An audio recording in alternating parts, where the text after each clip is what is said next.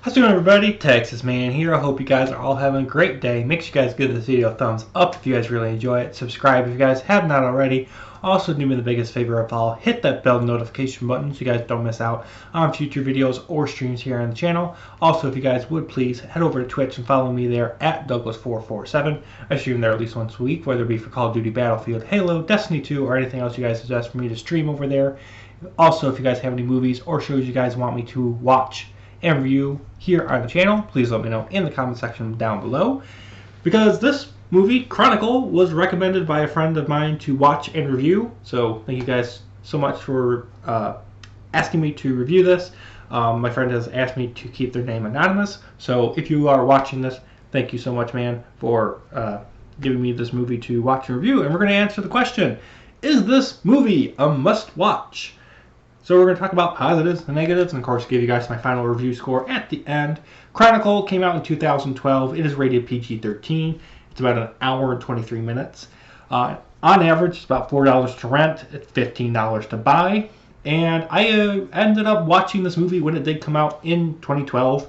And I've seen it a couple times on TV, or, you know, I will go to my local Family Video. Unfortunately, they have shut down, because, you know, streaming is now a thing. But I used to watch this movie on occasion, and I've always had a fun time watching this movie and enjoying it. This film is just a very unique, yet a very familiar superhero flick. And the film follows three high school friends that discover an underground cave, and they find this alien artifact, and they touch it, and it gives all three of them superpowers. The film is extremely tense throughout, and some of the mind-bending moments are really great, yet they are able to integrate all these super intense moments with a great mixture of human interaction and humor. The film also uses the found footage scheme slash plot device that a lot of movies from the 2010s did a lot of. From 2010 to about 2019-20, we got a lot of found footage movies where it was like one person holding a camera and they're trying to like find Sasquatch or a Yeti. This film uses the found footage concept actually really well. They use the found footage greatly, unlike a lot of movies that we get. And we're still getting found footage movies, but they're not as big of a cultural phenomenon, say like Cloverfield was when that came out. We don't get those types of movies anymore, because unfortunately the whole found footage concept in general is bad. It's executed poorly. This film, though, adds to the quality and the content that is provided on screen. It adds to the engaging acting of the young cast and the very fast-paced script. Like the fact that the camera is being not just hoisted on someone's shoulder constantly is great, because they actually, the teenagers, the high schoolers, they're using their powers to move the camera around in midair. Like, it's not them doing it technically, but for the concept of the film, they are. Like, the main bad guy and our hero, they both are moving the camera around telepathically in the air. And it's really cool because it adds to the fact that, hey, they have superpowers and they can do this. So they do it. And it's just really cool. All the actors in this film, especially Michael B. Jordan, are amazing. This film basically deals with the whole concept of the Superman thing, where it deals with Superman-like themes and powers, like the whole, you know, Superman and Spider-Man with the whole, with great power comes great responsibility. And do you use your power to help others, or do you use your powers to help yourself? Do you become a hero, or do you become a villain to society? And the big question is, how do you want to be remembered? This film is definitely a must-watch. It's one of the best thriller and superhero-like films that I've seen that does a great job of not only having good action, but drama. They blend the action and the drama perfectly together. Unfortunately, there are a few negatives that I need to discuss, because this film, unfortunately, is not perfect. Some of the film's CGI and the set pieces are crap.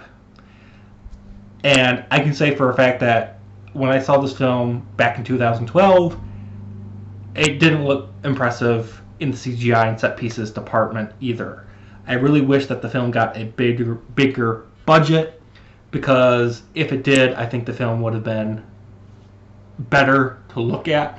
At the time of recording this video, it has not aged well. Like, there are certain films that you can watch, like for example, Lord of the Rings, that came out in the early 2000s, and those films, yes, they have aged a little bit, but they still look amazing 20 plus years later. This film has been out for less than a decade, and it looks like shit, and it's not going to look any better another decade away from this. Also, it's really sad that this movie is basically 80 minutes long. I feel like this movie could have done a lot better with an extra 20 minutes or runtime to explore the world and the characters a little more.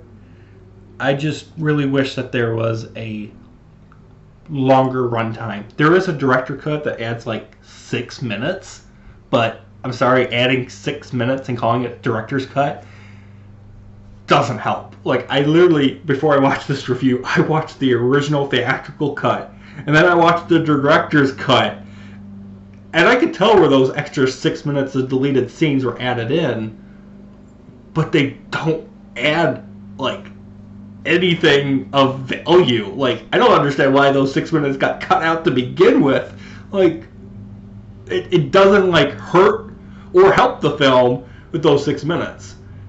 It doesn't really matter. Like, the biggest thing, I guess, would be, like, there's a couple extra minutes for the final fight scene between the hero and villain characters. But in general, those extra 6 minutes of the director's cut doesn't help the film, nor does it hurt it. I just really wish the film was longer. Also, I really wish there was a sequel. There was plans to make one a long time ago, but the writer and director has flat out said, yeah, I'm not going to do it. It's been too long. I'm moving on to other things. I really wish that there was another film. I wish this would have been a franchise, because there's a ton of character development still left to be done. There's still a lot of plot lines that are not resolved, and I really wish this film would have gotten a sequel, and maybe this series of Chronicle would have been a trilogy to help tie everything up and make really satisfying conclusion, story arc, and character arcs. Have a beginning, middle, and end. This film does a great job setting the groundwork for something like that, and it's really sad that I don't think we'll ever get a sequel or a third film to Chronicle. So with that, guys, overall it is a must-watch. It does have some problems, but in general it's a pretty good, entertaining superhero-like film. With that, I'm going to give it a 7.5 out of 10. Thank you guys so much for watching. You guys all have a fantastic day, and I'll see you guys in the next video or stream. Bye, guys.